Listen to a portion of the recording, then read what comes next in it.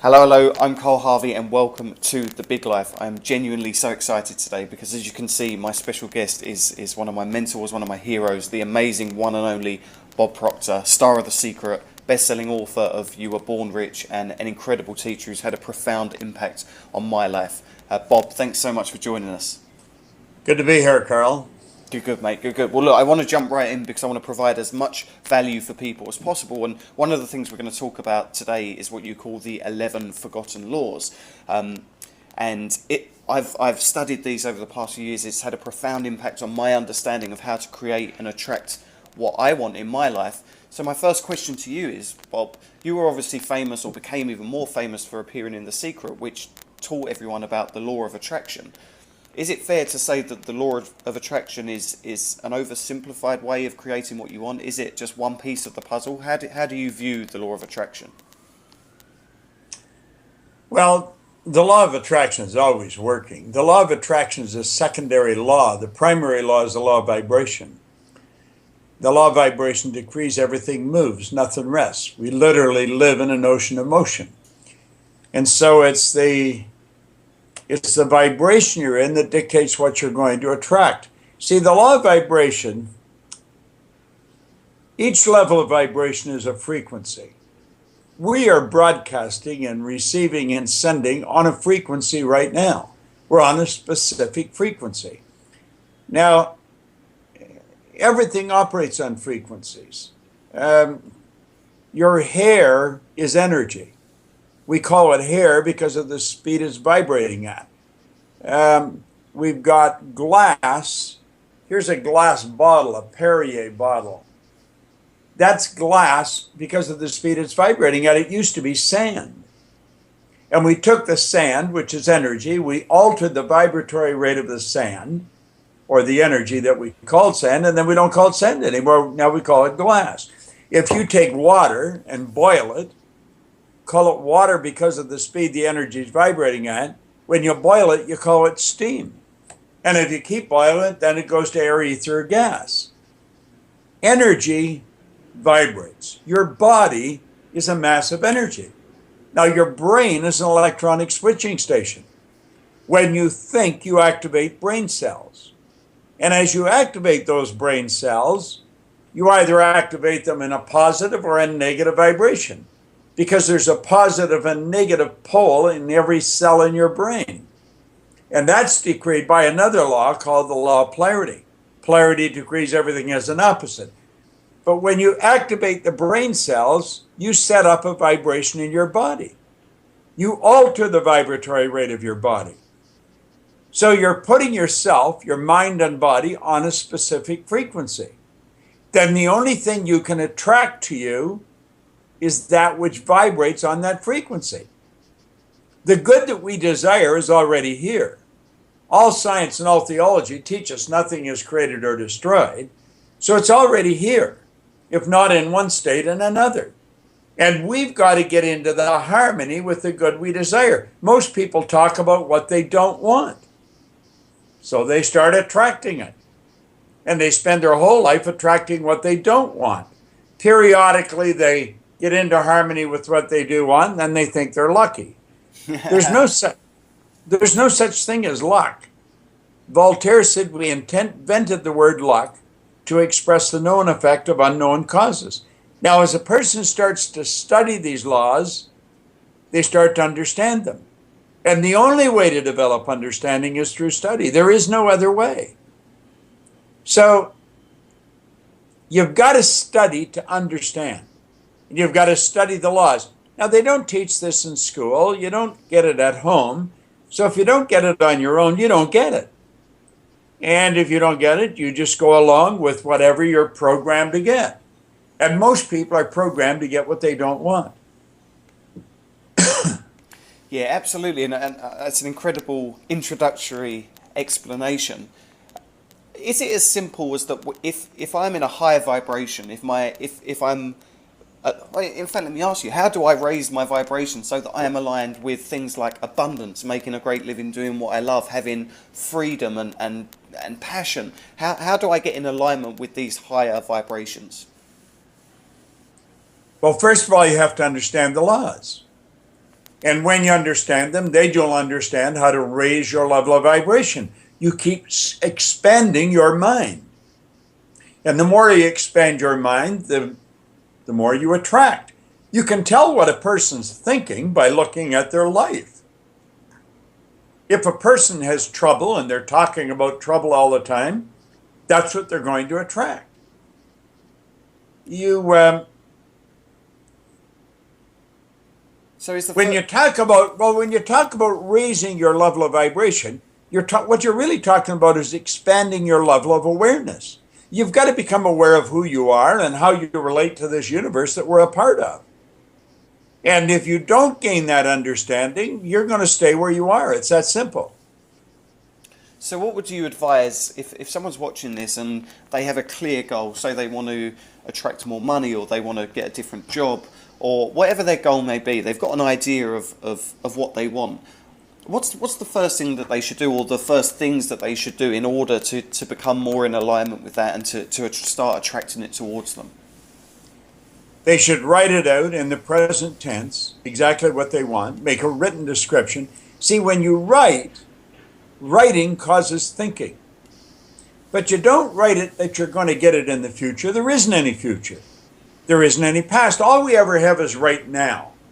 And you've got to see yourself with the good you desire. So the trick is to write it out in the present tense and then hold the image of yourself already with it. Now, this sounds preposterous to most people, but that's because they don't understand it.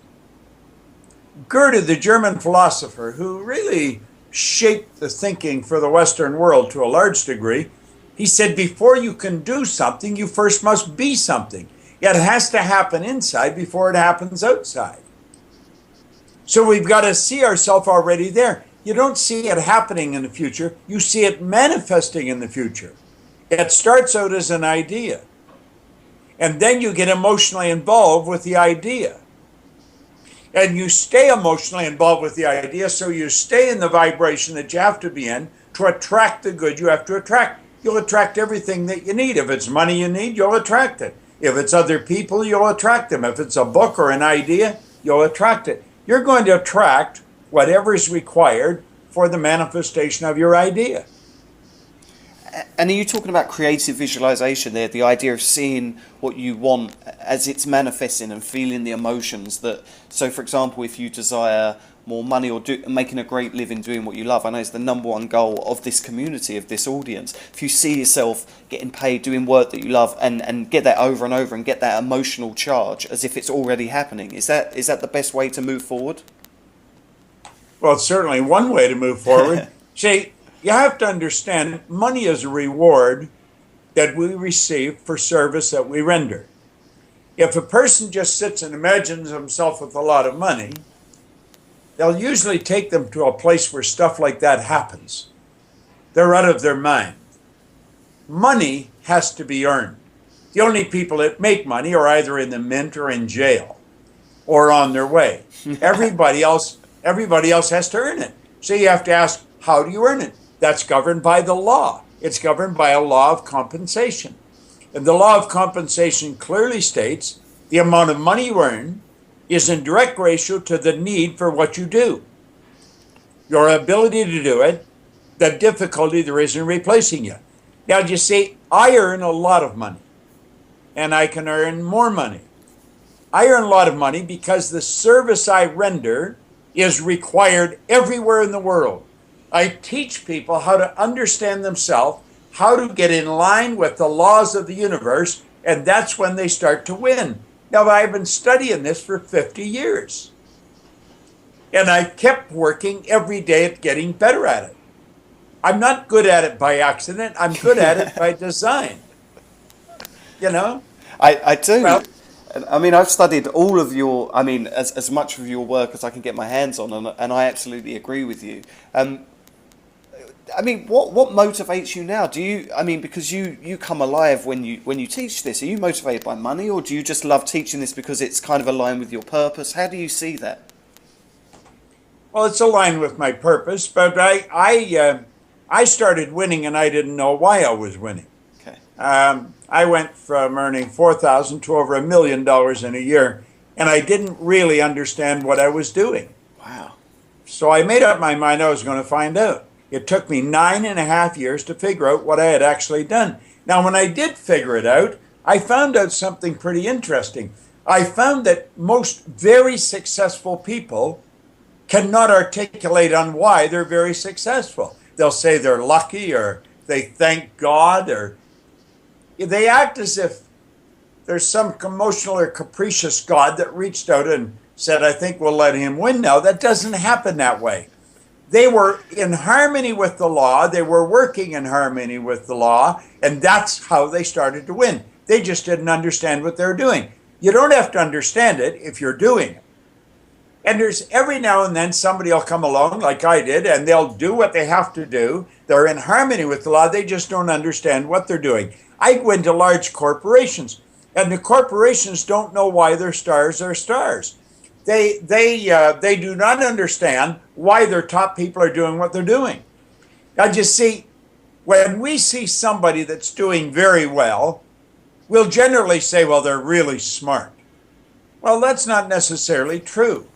Some of them aren't very smart, but they're winning. And you'll find people, some of them, that are very smart and they're losing. So it's not a matter of being smart. We'll say, well, I got a great formal education. In my case, I didn't have any. So that's not true either. So we've got to start to analyze. And when I figured it out, it took me 9.5 years. All I wanted to do was share it with people. You say, why do you do it? That's why. I am so fascinated with how simple it is to win and how few people understand it. We spend time and money on everything under the sun except understanding who we are and what we're capable of doing. We have phenomenal resources locked up within us. And if we would make up our mind, I'm going to spend a good portion of my income and I'm going to spend a good portion of my time understanding me, understanding how you win. And then when you figure it out, maybe you can write your own ticket. You can do whatever you want. But we don't do that. Well, some of us do. Well, some do, but very few. 3% of the population are winning. 97% are struggling. And I don't care whether you're in Australia or whether you're in America or Asia, or doesn't matter where you are.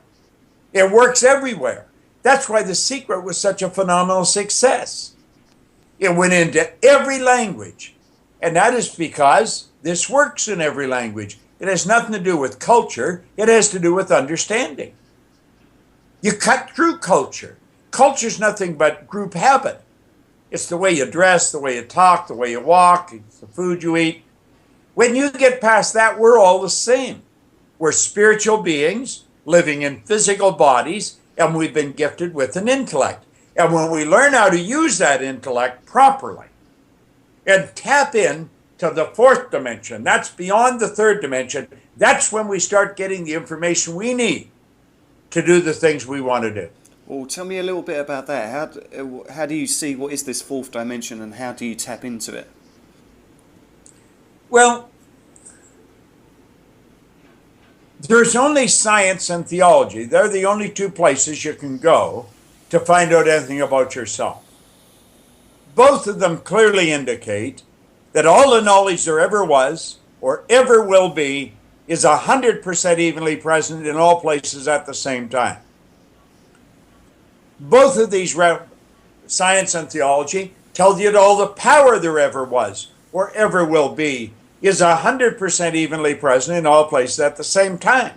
It's ever present. So, what is the fourth dimension? The fourth dimension is that dimension beyond the third dimension, beyond what we see, hear, smell, taste, touch. And we've been given higher faculties to tap into it. You've been given mental faculties. You have intuition. You have imagination. People say, well, that's fantasizing. What the hell? Fantasy is where everything starts. It was nothing but sheer fantasy in somebody's mind a short period of time ago. Whereabouts are you, Carl, in Australia? No, I'm actually in Kuala Lumpur in Malaysia now. Okay, you're in Kuala Lumpur. I'm on a little island, Whigby Island off Seattle. So there you are in KL, I'm in America, and here we are looking at each other, talking at each other. Well, how does that happen? It happened because someone tapped into a dimension beyond anything that's written, beyond anything you can see, hear, smell, taste, or touch, and they tapped into information, and they took it into their consciousness, they built the idea, and then they built the thing. Where did this come from? Here we got a little clock, a watch, a smartphone. Where did it come from? It came from the fourth dimension. It came from spirit. Everything we want is already here. We've got to start to understand how to work with it. Whew, absolutely. And that sounds a lot to me like in Napoleon Hill's Think and Grow Rich, learning how to use your creative imagination. Is that something that you've actively worked on in your life in trying to develop this sense of, or the sixth sense and the creative imagination? Well, yeah, you talked about the creative imagination and the synthetic imagination. I don't think it matters which one you use. Someone used their imagination to make a pen. They used their creative imagination. But now you and I can look at this and we can use our synthetic imagination. We start out with this and we make a better pen. Do you know That's all the synthetic imagination is taking something that already is and expanding on it. Creative imagination is making something out of no thing. What's thought? Thought is no thing. Where is thought? Thought's omnipresent. Where's spirit? Spirit's omnipresent. You and I are creative beings. We can use our creative faculties to tap into a spiritual realm. That's what we call the fourth dimension. I was working all day today with another guy. I'm here in the Seattle area, and I'm working with Blaine Bartlett. We are putting together fourth dimensional leadership. And that's where we want to go. We want to go into the fourth dimension to develop our own leadership ability and help other people become everything they're capable of becoming. We're working on a program now. It'll probably be out this year sometime. You'll hear about it. Of course I will. Of course I will. Right, let me take this another way, because one of the challenges I know from surveying this community is some kind of, I guess, subconscious blocks towards success, towards allowing abundance. One of the laws that you teach in the 11 Forgotten Laws, which is a program that I've studied for years and years, is the law of receiving. And that had a profound impact on me, because I think until that point I found it quite hard to receive. Can you just touch a little bit on what the law of receiving is and how people can invoke the law? Well, the law of receiving is the other side of law of giving. Okay. If you want to understand, you learn to willingly give and graciously receive. It's part of the law of circulation. Everything has to circulate. If it stops circulating, it dies. If the blood in your body stops circulating, you're toast. It's all over. Well, giving and receiving is tied into the law of cause and effect. Emerson said the law of cause and effect was the law of laws. Well, we have to learn to receive. We've got to feel worthy of the good that we desire. See, when we set a goal, we don't ask, are we worthy of the goal? We should be asking, is the goal worthy of me? I'm trading my life for this goal. So in learning to give, you learn to receive. Most people don't learn to give, they trade. I'll do this for you if you do that for me. The average person never learns to give. The average individual doesn't understand the law, and we think they're real sharp because they're earning money or something like that. You can earn a lot of money and be not very smart at all. You can earn a lot of money and be fairly ignorant of the laws. The trick is to learn how to give. Just give wherever you can. Do whatever you can for as many people as you can, every opportunity you get. And then openly receive the good that comes your way. You see, the giving and receiving is tied into the law of circulation. The law of circulation is the underlying law that keeps everything in the universe moving. Oh, absolutely. I couldn't agree more. And this one I think is really counterintuitive for a lot of people to get. And actually, when I had Dr. Joe Vitale on the show, he said something really profound. Well, I thought it was profound. He said, you can't outgive the universe. Like, the more you give. And I think a lot of people, they're attached to the idea that if they give too much, they're not going to get anything back. People might take advantage of them. Are you saying that it's just a really good practice to get into if you want to receive more, if you want to attract more, just to figure out how to give of your time, give value, give willingly and freely to people? Well, you see, I think one of the problems is we don't learn to give, we learn to trade. So Carl phones Bob, he says, would you do this show for me?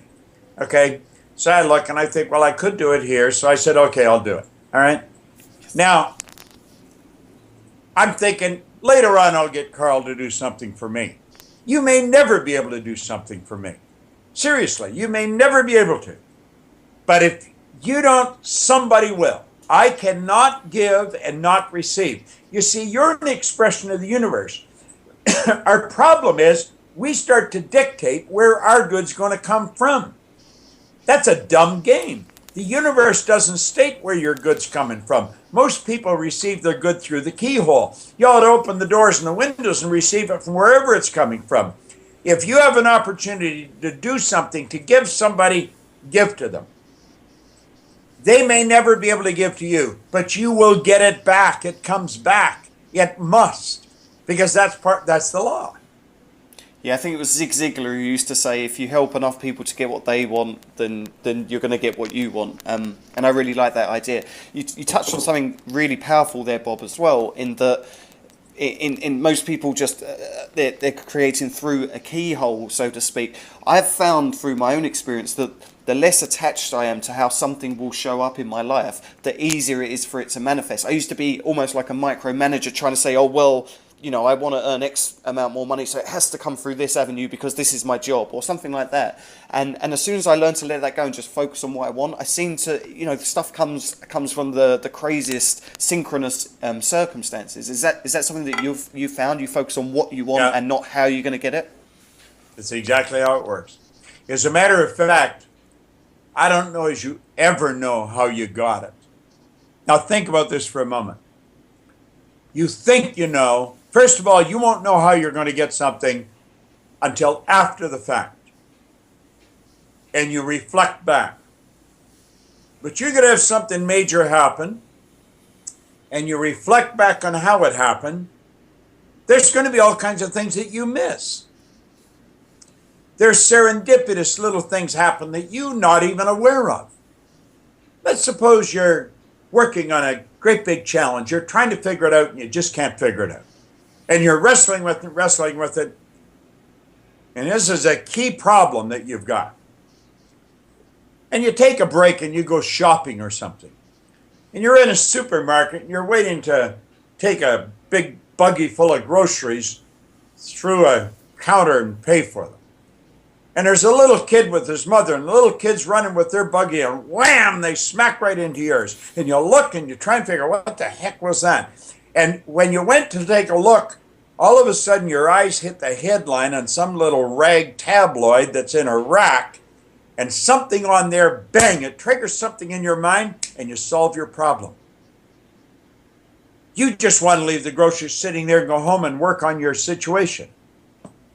Now, when it's all over, do you think you're going to remember that it was that kid that bumped into you that got you to turn your head? You've forgotten the kid the second your eyes hit that headline. That was maybe a key part of the whole deal. You see, there's no way we're going to figure it all out. I believe in God. I believe that there is a superior being who runs the whole show. How did it happen? I don't know. I really don't know. I'm not really a religious person, but I'm a very spiritual person. I believe that there is a divine presence. And I believe the law is God's modus operandi. How it works, I don't really know. I study the laws. I've got a good understanding of the laws. But where is it coming from? I only know it's coming. I only know it's coming. When is it coming? I don't know. I do know that if I guess at the date, then I'm going to put more effort into it. But I don't know what the date is. And when I guess at a date, I say it's going to happen by July the 15th, 2015. I'm guessing. I don't know if that's the right date or not. But I do know this. If I don't guess at a date, if I don't pick a date, that work will expand to fill the time allotted for it. And it might take me one heck of a lot longer to do it. That's what I was going to ask you, actually, because I get that question a lot about deadlines. Like, people write to me, and I emailed the Big Life subscribers and said, what do you want me to ask Bob? And one of the things that was coming up was, should I set deadlines for my goals? Should I decide? You should. Absolutely, you should. You should. Northcote Parkinson said work expands to fill the time allotted for it. If you've got a little bit to do, it might take you all day to do it. Yeah. If you've got a lot to do and you're going out of town, you'll get it all done. Work expands to fill it. If you've got a lot of time to do something, it generally takes you a lot of time. You see, busy people are the ones that get the most done. Now, being busy isn't necessarily the key to success, but you're going to find that real successful people, they're out there making a lot happen, and they're doing it in a short period of time. Yeah, absolutely. It brings me to another law that when I studied it, I hadn't really thought about things like this before, but you talk a lot about the law of increase. I think that's a really powerful one for people to get their heads around. Can you give me a quick overview of that one? Well, increase, it's a natural law. That's we talk about that in the Science of Getting Rich. Mm-hmm. Leave other person with the impression of increase. And that is because all thinking people want increase. And that is because spirit, we're spiritual beings. And spirit's always for expansion and fuller expression. You should never be satisfied with where you are. You should be happy with where you are, but never satisfied. Dissatisfaction is a creative state. It helps us expand what we're doing. It's very, very powerful. And that thing you were saying about always leaving people with the sense of increase, what do you mean by that? Because that's I've found that to be so powerful. Make them feel better because you've been there. I don't care if it's just a compliment you pay them. Make them feel good. You see, everything in the universe grows. It expands. If you watch the leaves on the trees, they come out. The water, the grass, everything expands. The only place that doesn't expand is where we're in charge. Now, it does expand where some people are in charge, but not where most people. And that is because most people aren't thinking of expansion. They're thinking of protection. They're thinking of suppression. They're working the wrong way. They're working against the law. And what we should do is just bang, just like that, say, this is it. I'm not going to live this way any longer. You see, I had a guy that sat down with me in 1961. To you, that seems like a few lifetimes ago. But I was 26 years old. And he gave me the book Think and Grow Rich. And then he said, if you do exactly what I tell you, you can have anything you want. Well, I didn't believe him. I thought the guy's crazy. Because I didn't believe I could have anything I want. But I believed he believed it. And he said, just try what I'm telling you. Do exactly what I tell you, and everything will change. Well, in nothing flat, things started to happen. Whatever he said, I do. Didn't matter what it was, I do it. Now, I coach a few people now, not a lot of people. I have a large coaching program, but one-on-one, I don't work with a lot of people. And if I do, I tell them, you've got to do exactly what I'm going to tell you. And if you don't, I'm not going to work with you. Because now that sounds arrogant, but it's really not. You see, most people want to be coached, but they want to be coached their way. They don't want to do what you tell them. I want to do this, but not that. So you're going to waste your time trying to coach them their way. Their way's not working. What they've got to do is go your way. Now, that's the way Ray Stanford worked with me. Ray Stanford is the guy that woke me up when I was 26, and bang, everything changed in my life. So now I'm looking back and I'm thinking, what the hell? I might as well play by the same rules. If I'm going to help you, you got to do what I tell you. And if you don't want to, that's fine, but I'm not going to work with you. I don't want to waste my time. My time is very valuable to me. Absolutely. Makes sense? Oh, Good. I'm completely, Bob, completely. Out of interest, do you remember what were the biggest things, if there were such things, that Raymond told you to do that you weren't doing before that created that impact? The things that perhaps you didn't want to do, weren't your way, but he asked you to do them and you did them. Well, almost everything, because I did almost everything wrong. I mean, I was going the wrong way, and I've been going the wrong way for a long time. The one thing, he told me, you got to check your attitude. You got to have a good attitude. You got to see the good in everything. Quit looking for what's wrong. Start looking for what's right. Quit judging other people. You know, try to help other people. But one of the main things, he says, you got to study every day. And like he said, Napoleon Hill spent his whole life studying 500 of the world's most successful people. Now, he said, if he spent his whole life putting this book together, I think it would be a very prudent move on your part if you spent your whole life trying to understand and apply what he did. That made sense. You still study Think and Grow Rich now, Bob? I know that you used to Every carry day. around. Every day. I've got it. I'm in a place here where there's 2 or 3 houses. I'm in a little broadcasting place, but I've got it in my suitcase. Sure, I travel it everywhere I go. I'm going from here to where am I going? I'm going to Washington, D.C. for working for Anik Segal. Oh, yeah, I know Anik as well. Great. Yeah. Absolutely. He's actually coming on the show in a couple of weeks. Yeah, he's running a show this weekend in Washington, D.C. So I fly from here to there, and I use the Born Rich book everywhere I go. Mm-hmm. Yeah, absolutely. As we're on Think and Grow Rich, because I know a load of people have read it or are looking to read it who are involved here, is there one principle beyond all others in that book that has really had an impact on you? Is it? I know that the whole book is like it's a course that you study for life. It's so dense and packed full of wisdom. But is there one thing that really grabbed you and made a difference? Oh, your goals. Write your goal. Write your goal on a card. Yeah, I'll show you mine. I got mine in here as well. So I got a picture of my beautiful girl, Rebecca, and then on the back here I got my goals. It written in the present tense, Bob, as you mentioned earlier. I'll read you my goal. Yeah, go on. My goal is going to manifest July the 15th, 2015. I am so happy and grateful now that we are doing $100 million volume at 35% profit in the Proctor Gallagher Institute. It is so, thank you, Father. I've signed it, and Sandy Gallagher signed it. Great. She's my business partner. Yeah, I know Sandy. And I love how you start your goals. I'm so happy and grateful now, because you talk about that in a lot of your programs. Why is there such power to start your goals there? It's already happened here. If you don't see it now here, you're never going to hold it outside.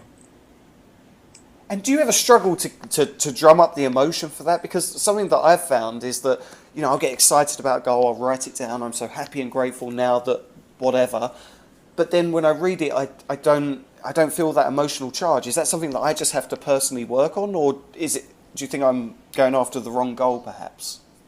You're going after the wrong goal. Do you reckon? Mm-hmm. If you're not emotionally involved in it, it ain't going to happen. When you're emotionally involved, you're in the spirit of it, and you got to be in the spirit of it if you want it to move into form. That is an absolute law. Go read Think and Grow Rich again. They'll tell you in there. Yeah, I need to read it again. Well, I'm always reading it. I'm always highlighting it and studying it. And because I really do agree with you, and I just want to impress to everyone watching that this, for me, personal growth and success is something that you study every day. It's not something that you can just kind of visit once a week or once a month. Like, it's something that you, or certainly for me, that I notice the difference. If I don't read a chapter of your book or Think and Grow Rich or anything, or study a course or listen to an audio, I know that the rest of my day my energy is going to be off. But conversely, when I do study something every single day, it creates this flow and this momentum, and that's for me when the synchronicities start to happen. So that's a great thing I'd like to ask you about. Synchronicities, do they happen a lot for you, and how do you engineer these coincidences? Well, I don't engineer them, neither do you. You just get in the right frequency and you get into the right vibration, and then you're going to start attracting all kinds of things. Strange and marvelous things happen with constant regularity when you make these ideas a part of your thinking, a part of your way of life. I'll repeat that. Strange and marvelous things will happen with constant regularity when you make these ideas a part of your way of thinking, a part of your way of life. That's in Earl Nightingale's Lead the Field program. I studied Earl Nightingale's Lead the Field program every day for years. You see,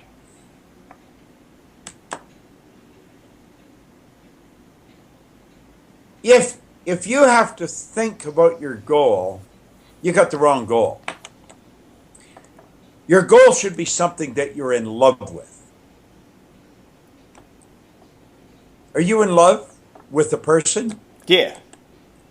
You have to remind yourself to think of them? You don't, do you? You could be driving down the street and they're like a hologram on the hood of the car. Everywhere you go, you see them in your mind. Why? Because you're in love. In love is in harmony. It's resonance. You're in tune with it, intellectually, emotionally, and physically. Now, you see, the problem we have, we're raised to go by what we can hear, see, smell, taste, touch. And because we don't see it on the physical plane, we think we haven't got it yet. You wouldn't be able to talk to me about a goal if you didn't have it.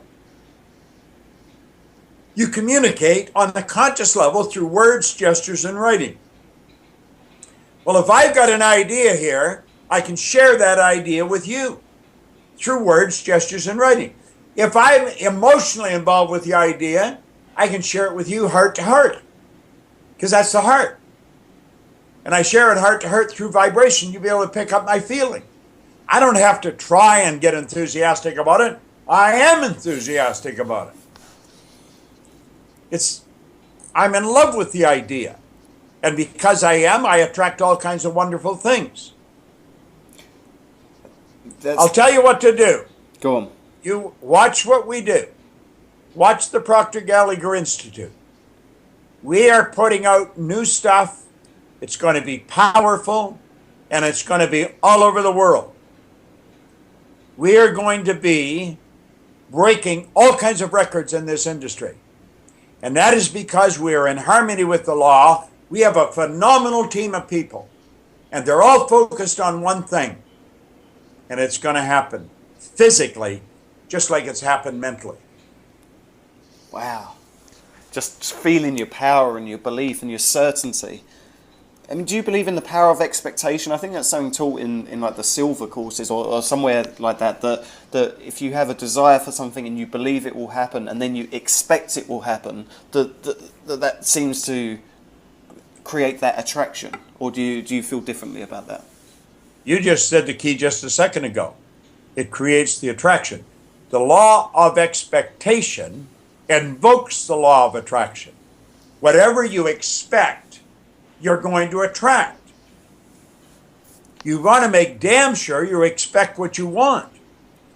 When you understand the law and you've got your mind properly in tune with the good you desire, expectation is a natural state for your mind to be in. When your mind's in that state of expectation, you have magnetized yourself for everything that's requisite to the fulfillment of that picture. You're going to have Sandy Gallagher on someday. Sure. She's writing a book on visioneering, but she also teaches visioneering.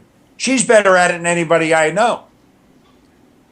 She's my business partner, and a lot of people don't know her yet. They will know her. She did $100 billion in business as a banking attorney. She was buying and selling banks, turning banks public, acquisition, mergers. She is so tuned into big numbers, it's almost ridiculous. And she is building a program on visioneering. It's going to be very, very powerful. You'll hear about it. Sure. And what is visioneering? Visioneering is the mental state. It's what you do. Your imagination is the mental faculty out of which visions arise. So you've got to build the vision. Imagineering is working mentally with the images of the good you want. It's using all of your faculties. It's working in harmony with the law, and you're going to find that good things happen. Wow. Cool, cool. For everyone that's watching who wants to attract more instantly, who you know, they've got inspired, they've got some great ideas here to fall in love with their goal, to decide what they want and to focus on it, to write it in the present tense. I mean, what's the next step? Do you wait for inspiration? Do you just go out and start taking action randomly? No, wait a minute, hold on. Listen to what you just said. Do you wait for inspiration? Inspiration. Do you wait for it? No.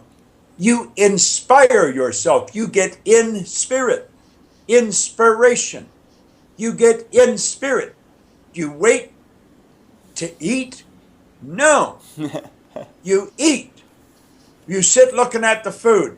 I'm waiting for it to get into my stomach. You've got to put it in your stomach. You've got to get in spirit.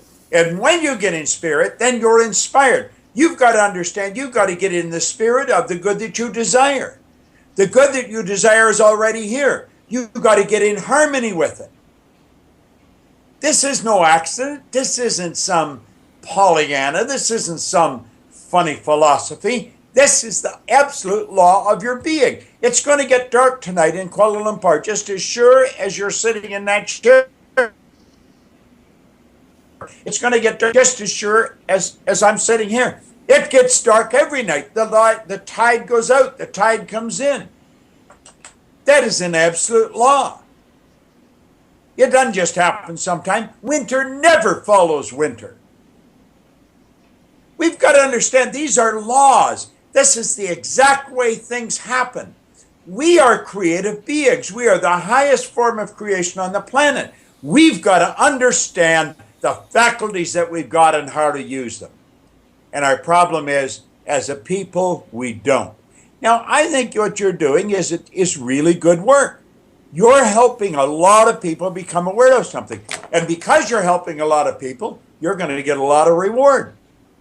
If you only help a few people, you get a little reward. Help a lot of people, you get a big reward. I decided I wanted a big reward, so I helped millions of people. You see, I need to earn a lot of money because I spend a lot of money. Listen, I spend money, I do things, I make things happen. My partner and I build a new school in Africa every 2.5 weeks. I want to get to a point where I want to get us to the point where we can build one every day. Wow, really? Money's only used for two things. It's used to make you comfortable, and then to extend the good you can do far beyond your presence. Listen, Andrew Carnegie was the wealthiest man in the world in 1908. That's when Napoleon Hill met him. Andrew Carnegie spent half his life earning money and the other half giving it away. It's meant to circulate. It's not meant for aggrandizement to make you richer than the guy next door. It's meant to do good work with. That's all I want to do is good work. That makes me feel good. When I feel good, I grow. When I grow, I feel good. You see, it's a cycle. Do you ever get down, Bob? Do you ever wake up and go, oh, God, I can't be bothered today? And if so, how do you get yourself out of it? No, I don't. If I feel bad, it's for a minute. Not even a minute. I snap myself out because I know I'm doing it to myself. I used to get down and I'd stay down. I'd be down most of the time. I very rarely got up, and I get up, I go right back down again. I did that for the first 26 years of my life, and that sucks. I didn't want it anymore. I said, I'm not going to live that way anymore. And that's when Stanford says, do exactly what I tell you, and you don't have to live that way. And so I'm not going to live that way anymore. Beautifully put. And it's really just a decision for us to make. That's right, isn't it? It's not, it doesn't depend on it. No. It's your decision. Nobody can do it for you. Viktor Frankl wrote a great book, Man's Search for Meaning. He spent the war years in a German concentration camp. A Viennese, a Jewish psychiatrist. He said that regardless of the intellectual or physical abuse he was subjected to, no one could cause him to think something he didn't want to think. No one can cause you to think something you don't want to think.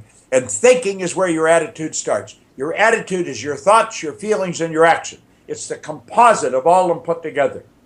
We do that ourselves. And if we got a bad attitude, there's only one person that can change it. And that's the person that created it, ourselves. And it's incredible power in that decision. I remember a few years ago when Jack Canfield released the Success Principles, which is a great book. I think the first principle, or one of the key ones, is that of 100% responsibility. That even if you take 99% responsibility for your life and you blame 1% on the economy or your parents or your upbringing or your school or your society or anything else, then you're kind of giving away power. But as soon as you realise at the deepest level that you're 100% responsible for your results in life, something changes, or something changed for me. Then it was like my magnetism just kind of shot up. I'd suddenly been able to attract more of the things that I wanted, and my life really did start to follow, start to create exactly what I wanted. But it started with me saying, I'm responsible for this, it's no one else. Is that something that you've experienced as well? Absolutely. Responsibility is the key to freedom. If I'm not responsible for my results, who is? Yeah. If you are, I got to get you to change for me to be free. Wayne Dyer wrote that in Your Erroneous Zones many years ago. He said, if you think other people are the cause of your problem, you got to send the rest of the world to psychiatrists for you to get better. That won't work. True story. All right, Bob. This has been incredible. I'm inspired, and I mean, you always inspire me, but to get you like this and to talk about these things is incredible. Thank you so much for joining me on The Big Life. This is genuinely a dream come true for me, because I've studied your work for years and years. And actually, I wrote down maybe 5 years ago when I was doing my outlandish goal setting, one day, or in the present tense, I work with Bob Proctor, and it's manifested for me. And I just want you to know sincerely, it's like, this is genuinely a huge moment for me. So I really do appreciate your time. So thank you. My pleasure. My pleasure, Carl.